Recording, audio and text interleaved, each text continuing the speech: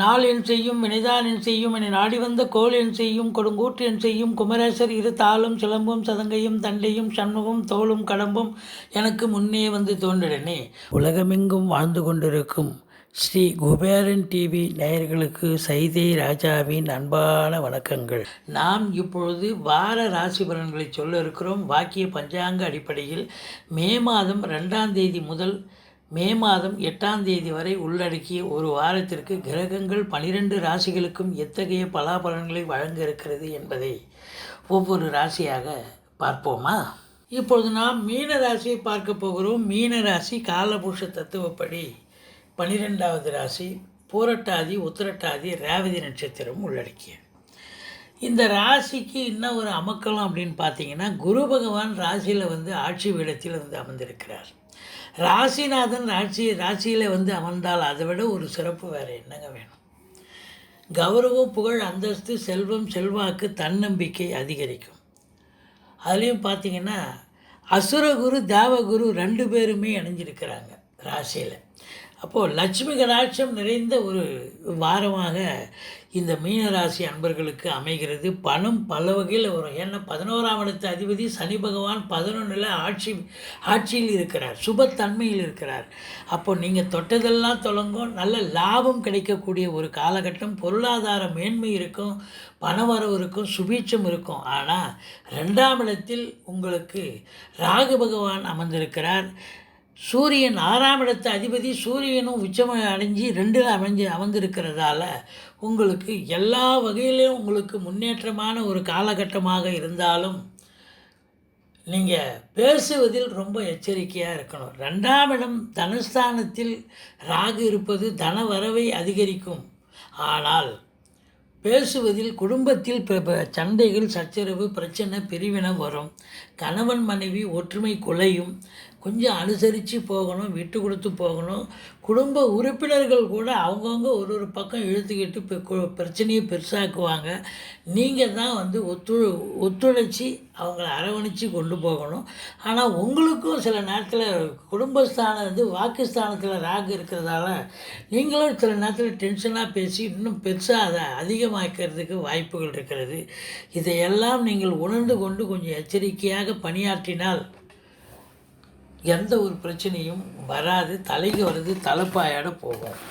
ஏன்னா குடும்பத்தில் சண்டை, சச்சரவு, பிரச்சனைகள் வரும். நீங்கள் வேலை பார்க்குற இடத்துல கூட பேசுவதில் கொஞ்சம் எச்சரிக்கை தேவை, நிதானம் தேவை அப்படின்னு சொல்கிறோம். கம்யூனிகேஷன் பாவத்தினுடைய அதிபதி ராசியில் அமர்ந்திருக்கிறார்.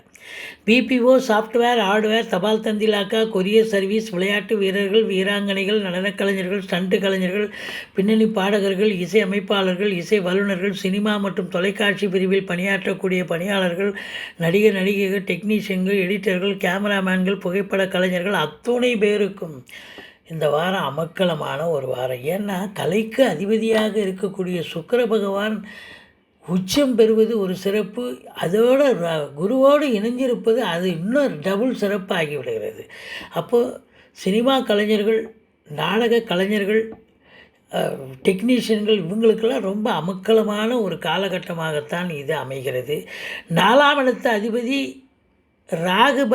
ராகுவோடு இணைஞ்சிருக்கிறார் புத பகவான். அப்போ தாய்க்கு சில இடர்பாடுகள், சௌகரிய குறைச்சல், அதாவது தேக ஆரோக்கியம் பாதிக்கப்படும். அதே நேரத்தில் உங்கள் சுகஸ்தானமும் கெடுகிறது. வீட்டுக்கு மெயின்டெனன்ஸ் செலவு கூடும். எலக்ட்ரிக் ஒயர் மாத்திரம், ப்ளம்பிங் ஒர்க்கு செய்கிறேன்னு எல்லாத்தையும் இழுத்து போட்டுட்டு செய்யாதீங்க. எது முக்கியமோ அதை மட்டும் செய்யுங்க. ஆனால் படிக்கும் மாணவர்கள் நல்லா படிப்பாங்க.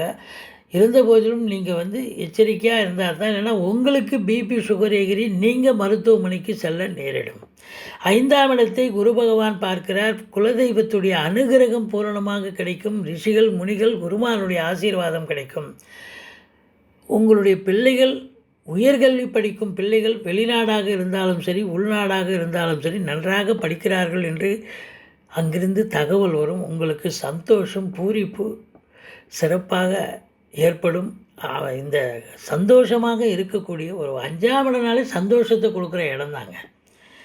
பூர்வ புண்ணிய ஸ்தானத்தினுடைய வலு கூடுகிறது. நீங்கள் பூர்வீகத்திற்கு கூட சென்று வரக்கூடிய ஒரு அமைப்பு இருக்குது. குலதெய்வ வழிபாடு செய்வீர்கள் அப்படின்னு சொல்லலாம். 7ஆம் இடத்தை குரு பகவான் பார்க்கிறார். இது நாள் வரைக்கும் 7ஆம் இடத்தை குரு பார்க்கல. கணவன் மனைவிக்குள்ள கருத்து வேறுபாடு, பிரச்சனை, சண்டை, சச்சரவுன்னு இருந்தது. இப்போ 7ஆம் இடத்தை குரு பார்ப்பது கணவன் மனைவிக்குள்ள ஒற்றுமை இருக்கும். அதே நேரத்தில் திருமண வயதில் இருப்பவர்களுக்கு திருமணம் கைகூடும். இது நாள் வரைக்கும் திருமணம் கைகூடாமல் இருந்துச்சு. இப்போ திருமணம் கைகூடும். நட்பு வட்டாரம் விரிவடையும். சொந்த தொழில் செய்யக்கூடிய அன்பர்களுக்கு பார்ட்னர்ஷிப் என்று சொல்லக்கூடிய கூட்டாளிகள் இப்பொழுது ஆதரவாக இயங்குவார்கள். மொத்தத்தில் இந்த மீனராசி அன்பர்களுக்கு 7ஆம் இடத்தை குரு பார்ப்பது என்பது நீங்கள் வேலை பார்க்குற இடம், நட்பு வட்டாரம், சொந்த பந்தம், அக்கம் பக்கத்தில் உள்ளவர்கள் அத்துணை பேரு உங்களுக்கு ஆதரவாக இருப்பார்கள் அப்படின்னு சொல்லலாம். 8ஆம் இடத்தில் கேது பகவான் இருந்து சனி பார்வை இருக்கிறது. அசிங்கம், அவமானங்கள் ஏற்படும். அறிமுகம் இல்லாத நபர்கள் அறிமுகம் இல்லாத இடங்களில் கொஞ்சம் எச்சரிக்கையாக இருங்க. உங்களுடைய ஜனனகால தசாபுத்தி சரியில்லைன்னு சொன்னால், இப்போ இதுவும் சரியில்லைன்னா ஏதாவது இடர்பாடுகளை சந்திக்கக்கூடிய ஒரு காலகட்டமாகிறது. கொஞ்சம் எச்சரிக்கையோடு பணியாற்றுங்கள். அடுத்தது 9ஆம் இடத்தை குரு பகவான் பார்க்கிறார். தான தர்மங்கள் செய்வீர்கள். நன்கொடைகள் வழங்கி மகிழ்வீர்கள். தந்தை வழி சொந்தங்களால் நல்லதே நடக்கக்கூடிய ஒரு சூழல். அதே நேரத்தில் ஆன்மீக பயணம், இன்ப சுற்றுலான்னு வெளிநாட்டுக்கு கூட போயிட்டு வருவீங்க. அதனால் ஆத்ம திருப்தியும் சந்தோஷமும் கிடைக்கும். யோக பாக்கியங்கள் நிறைந்த ஒரு அற்புதமான ஒரு வாரம் இந்த மீன ராசி அன்பர்களுக்கு. எது எப்படி இருக்குதோ அந்த 9ஆம் வீட்டை குரு பார்த்தாலே அதை விட சிறப்பு வேறு ஒன்றும் இல்லைங்க. 7ஆம் வீட்டை குரு பார்த்தா கணவன் மனைவி ஒற்றுமை. 9ஆம் வீட்டை பார்த்தால் பாக்கிய நிறைவு ஏற்படக்கூடிய ஒரு அமைப்பு. 10ஆம் இடத்து அதிபதி ராசியில் வந்து அமர்ந்திருக்கிறார். ஆட்சி நிலையில் இருக்கிறார். 10 குடையவனும் குரு பகவான். வேலை இழந்தவர்களுக்கு வேலை வாய்ப்பு கிடைக்கும். வேலை இல்லாதவர்கள் ஃப்ரெஷ்ஷாண்டாக இருக்கிறவங்களுக்கும் முயற்சி பண்ணிங்கன்னா வேலை கிடைக்கும். வேலையில் இருப்பவர்கள் அரசு துறையாகட்டும் தனியார் துறை, அவங்களுக்கு இப்போ தேவையான சலுகைகள் கிடைக்கும். ட்ரான்ஸ்ஃபர் போஸ்டிங் மற்றும் பேனலில் ப்ரமோஷன் பேனலில் இருந்தால் இப்போ ப்ரமோஷன் கிடைக்கக்கூடிய ஒரு காலகட்டம். மேலதிகாரி சக ஊழியர்களுடைய ஆதரவு கிடைக்கும்.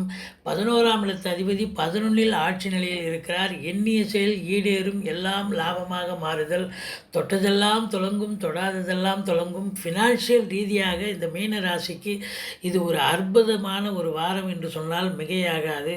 முதல் திருமணம் முறிவு ஏற்பட்டு 2வது திருமணத்திற்காக காத்திருக்கும் அன்பர்களுக்கும் திருமணத்திற்கான பேச்சுவார்த்தை நடத்துவார்கள். 12ஆம் இடத்தில் செவ்வாய் பகவான் இருக்கிறார். அசையா சொத்துக்கள் மூலம் செலவினங்கள் ஏற்பட்டாலும் அது சுப செலவுகளே. ஃப்ளாட் ப்ரமோட்டர்ஸ், பில்டர்ஸ், கட்டிடக் கலைஞர்கள், இடம் வாங்கி விற்கக்கூடிய அன்பர்கள், இவங்களாவும் நல்ல வேலை பார்த்து நல்ல சம்பாத்தியத்தை பெறக்கூடிய உன்னதமான ஒரு காலகட்டமாக இது அமைகிறது. மொத்தத்தில் இந்த மீனராசி அன்பர்களுக்கு இந்த வாரம் ஒரு அமக்கலமான ஒரு வாரம். நீங்கள் முருகப்பெருமானை வழிபாடு செய்யுங்கள். ஈஸ்வரனை போற்றுங்கள். வாழ்க்கை வளமோடும் நலமோடும் அமையும். ஸ்ரீ குபேரன் டிவியை பார்த்தமைக்கு நன்றிகள். மேலும் இது போன்ற தகவல்களை தெரிந்து கொள்ள ஸ்ரீ குபேரன் டிவியை சப்ஸ்கிரைப் செய்யுங்கள். மறக்காமல் பெல் ஐக்கானை கிளிக் செய்யுங்கள்.